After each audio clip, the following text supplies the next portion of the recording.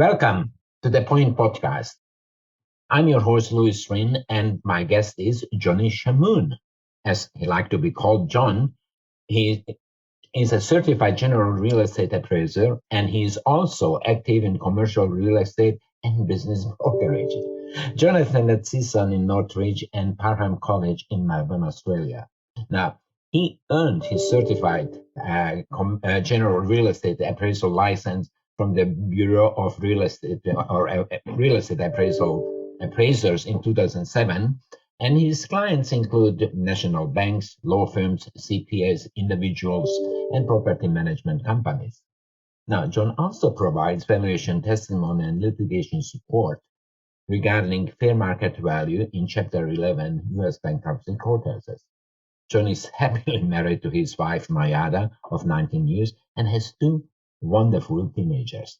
John loves to play tennis, racquetball, table tennis, golf, hiking, ice hockey, gardening, cooking, reading, and traveling, just like everything else I like to do.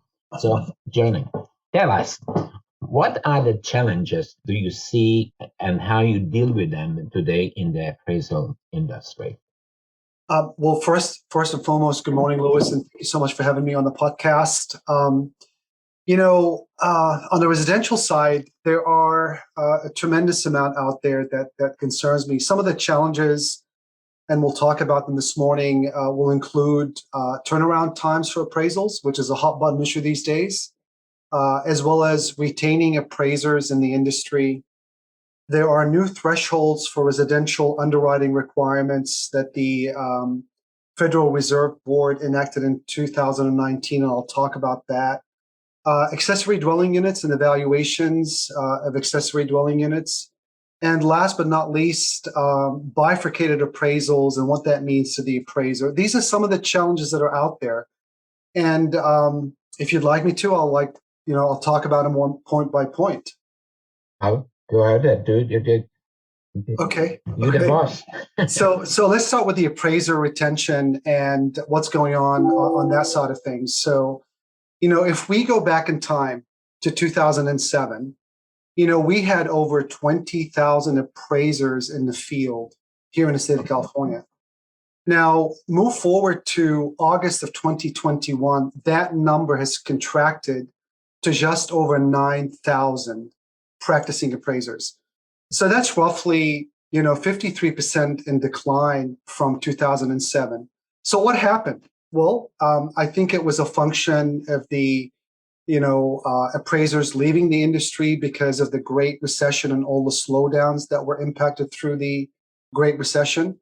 But more recently, I think it was more about, aging out or retiring as a factor.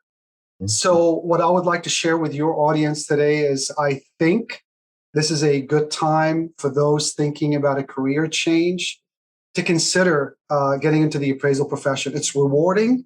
It can be at times very long hours. That's a given, right? But it's definitely very rewarding. So having talked about the, retaining the appraisers in the industry, and one hot button issue these days that I hear a lot from customers and clients is the appraisal turnaround time. So as the appraiser capacity has become a big issue right now, this is a function of what's going on in our industry. Basically, we've had such a huge drop in appraisers that has impacted these turnaround times. So these delays are commonplace these days with longer turnaround times to get things completed. So that's one answer to some questions about that, that people ask, well, why does it take so long? I think that's just, one perspective of why it's taken so long. Now, with respect to some laws and some changes, I think it was late 2019, the Federal Reserve Board of Governors issued a new rule which exempted residential real estate transactions of $400,000 or less from any appraisal requirements. So, the $250,000 where it was at pre-2019, that threshold, I believe, was set back in 2002. Now, moving forward past 2002 and, the inflation and residential real estate price appreciation, that have increased pretty much got us to this decision by the Federal Reserve.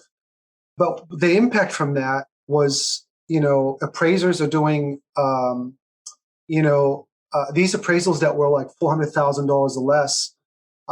There were no appraisal requirements. So I think that wiped out, a large number of appraisals for appraisers nationwide.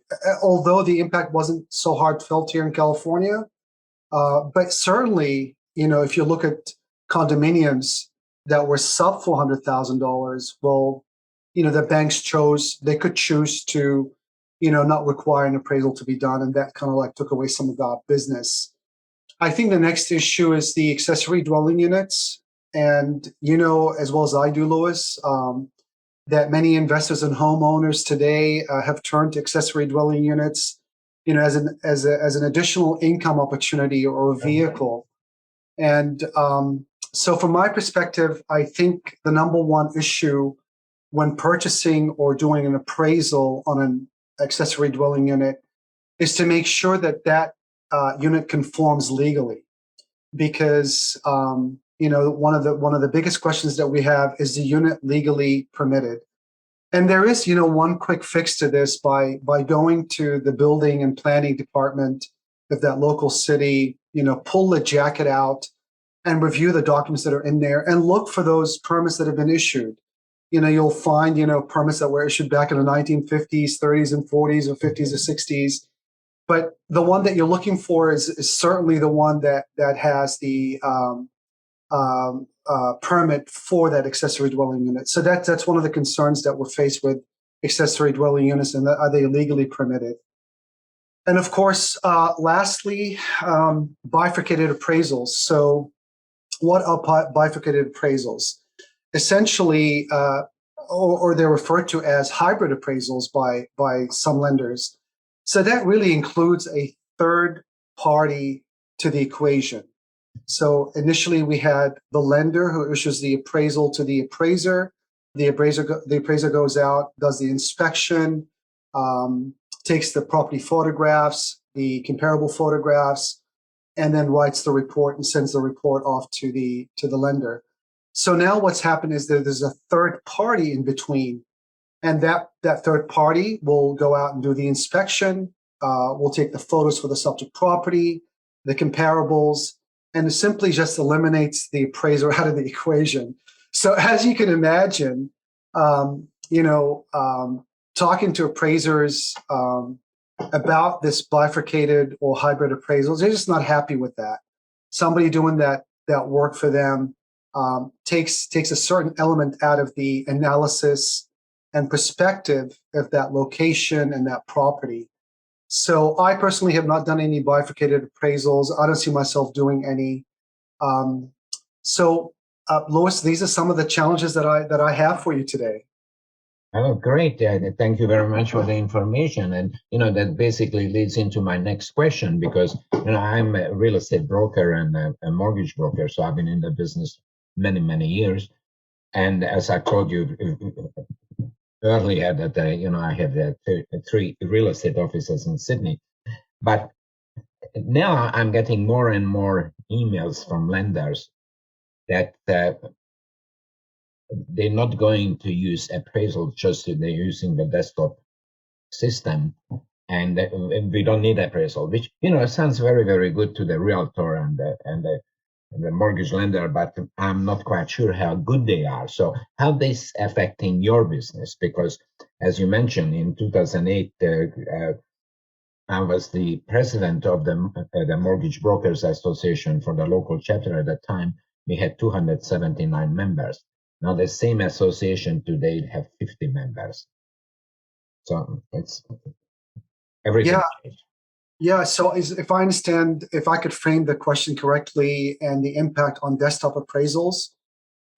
So basically it takes the element out of the inspection part. So a desktop appraisal is done remotely.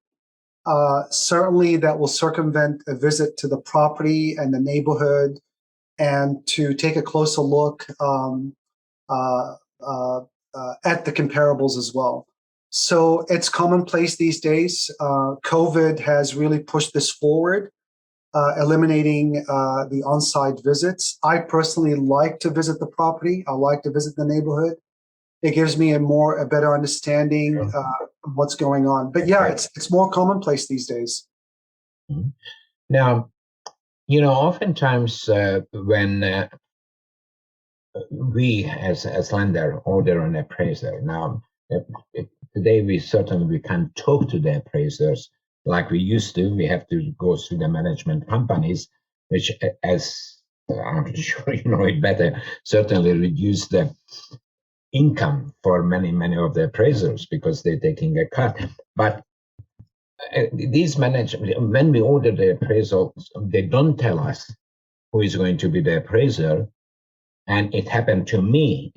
In fact, this client of mine was a commercial appraiser in South Pasadena with high-class properties, and the appraiser was coming from Escondido.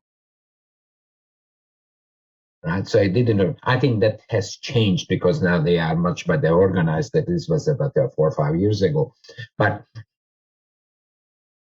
oftentimes we don't know or when the appraiser is going to meet with a client. Now, some clients are very, very sloppy. Some clients are very, very good. What would you suggest to clients when they hear that the appraiser is going to arrive tomorrow morning at 10 o'clock? What should they do? How should they prepare themselves? Well, that's a very big question, Louis. I'm sorry. Well, certainly, a clean and tidy residence or building would not hurt, right? Right. But I think more importantly is to provide the good and the bad about that particular property. What do I mean by the good and the bad? Well, if you have any recent renovations that were done, whether you had to redo the electrical wiring or plumbing or roof replacement, or you've done recent flooring, updated windows, doors. I mean, the idea is to disclose as much relevant information about your property as possible. What'll happen is, the appraiser, a good appraiser, will discover all the good and all the bad about the property. And, I would certainly encourage the homeowner or the property owner to talk about the neighborhood, disclose neighborhood highlights, whether it's the schools or, nearby trails and parks. Even if there's a retail destination that's nearby that people from out of town actually come and visit this location. So certainly, clean and tidy home or property would not hurt. I think disclosing, the good about the property is very important as well. Good and the bad and the ugly, right? That's an old Western. That's right. Let me ask you something. Some people are complaining about the fees. Okay. How do you establish the fee for a average single family home? That is a very good question. And, I mentioned earlier about, the contraction and the number of appraisers that are out there. So there is, more appraisal requirements, more appraisals are coming in, less appraisers doing them. So obviously that's part of the equation. But it really, at the end of the day, it really boils down to the property type and the complexity of that property, whether it's location or the footprint of the building and so on. So it's not unreasonable to see an appraisal fee being asked somewhere around $550 and up, depending again on the type of property, the size of the property, and the complexity. So that would be for a single family residence. So $550 and up is reasonable. 5 to 7 day turnaround times is not unheard of these days. I remember it used to be like 2 to 3 days after inspection. That was pretty much the norm. But these days, 5 to 7 days is not unreasonable. On the I was going to say on the commercial side, it's a different story, right? So it depends on the scope of what needs to be done. Starting at $1,500 and going up for a more complex property is not unreasonable. 4 weeks today is not unreasonable for turnaround times on commercial properties. That was basically my next question is, with the pandemic, we know a lot of office buildings, commercial buildings, not that much residential commercial, but office buildings and business buildings are vacant. Do you find that difficult to arrive to a realistic value because the sellers still want to get a high price and the buyers want to get the low one? So how you do that? Sure. I think this is obviously, a different time that we're going through, and, the market is shifting and changing. I mean, it goes without saying, office tenants today are cutting back their space. So when the leases are up, we're seeing this trend happening where, office tenants are, downsizing to smaller spaces, leaving more vacancies out there.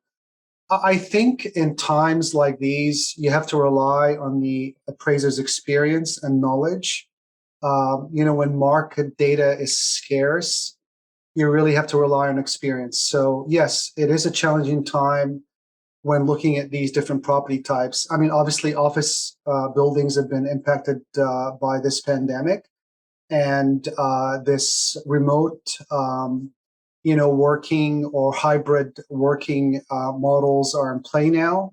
So this is going to be played out for a while longer. But if you look at the bright side of things in the marketplace, industrial and data centers have been just the darling of commercial real estate right now. On the valuation side, we're seeing price increases on these types of properties. The logistics warehouses, 3PL properties, the data centers, price appreciation has been noticed.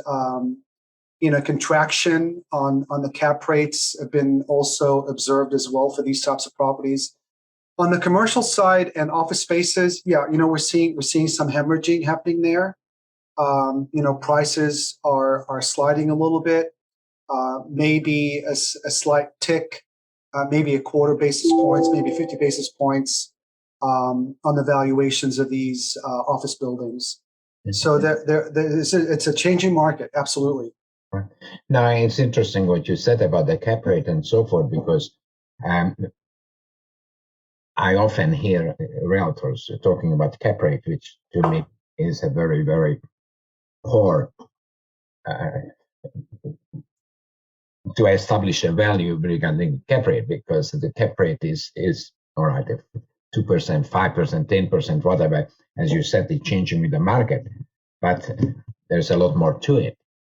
So when you do a commercial evaluation, obviously the cap rate, because if the rental dropped to 50%, well, you could say that the rental, the value of that property dropped 50%, right? But do you find that investors, real estate investors, looking for cap rate or rate of returns?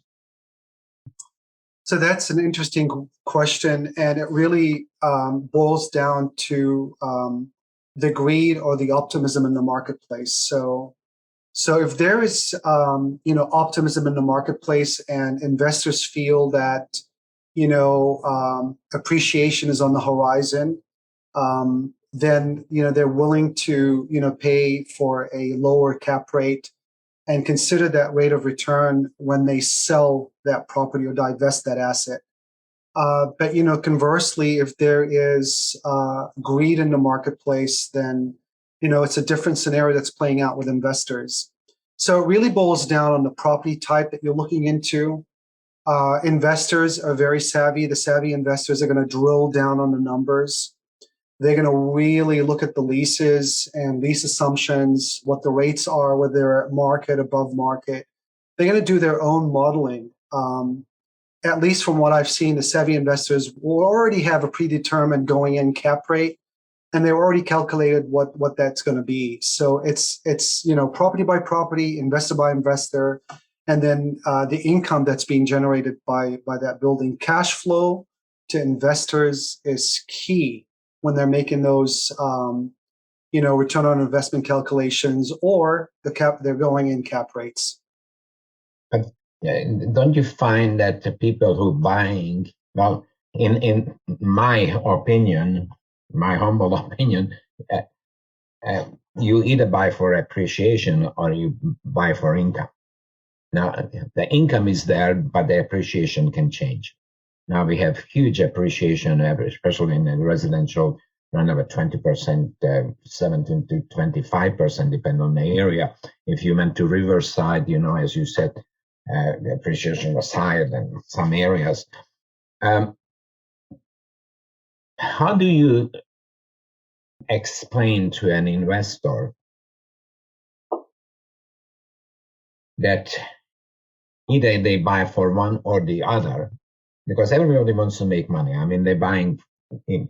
Now, as you said, the sophisticated investor is a little bit different because they know the market. But in terms of newer people coming in the market, and they just banking on the appreciation, and the appreciation can drop that tomorrow. You know what I mean? I experienced it in Australia, in here too, but in Australia, especially in 1974, it was murder. So you as an appraiser, sometimes do you get calls from the clients that, oh, this is too low, or can you adjust the figures? What you do in these cases? That's an interesting question. I do get it from time to time. Obviously, it goes without saying. Sometimes investors feel that the property is worth more, or if they're on the buy side, then it's worth a lot less. But look, I think at the end of the day, we as appraisers collect the data, we look at historicals, we look at the trend lines, and we give and provide an opinion of value that is, objective. So, we're impartial to the seller or the buyer. Right. So we come in based on what we've collected as information from the marketplace. We'll have conversations with property managers, we'll have conversations with brokers. And ideally, what we'd like to do is to present a value that represents the market for all investors, whether they are new investors or savvy investors, newer investors, young investors. So our job is to remain objective. If they feel that the value is too high, then I'm willing to have a discussion with the investor and understand how they've come up with that number that it's too high, or if it's too little, how did they come up to that conclusion that it's too little? I can have a conversation with them. At least it can be an intelligent conversation, a reasonable conversation that we could talk about, what they've discovered that I may have missed. And if that's the case, I'm more than happy to admit that I missed something, and we'll take a second look at that valuation. That's great.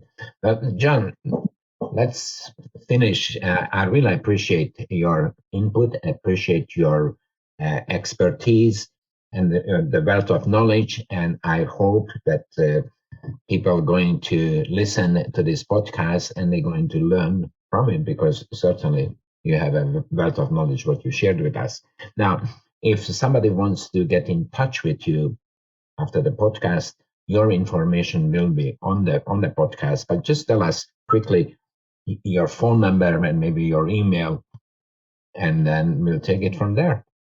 Well, thank you so much for having me today, Louis. I really appreciate it. The best number to reach me on is my cell line. That's 818-744-2020.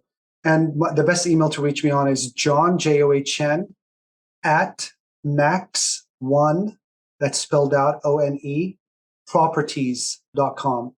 John at max1properties.com. Thank you, Louis. Great.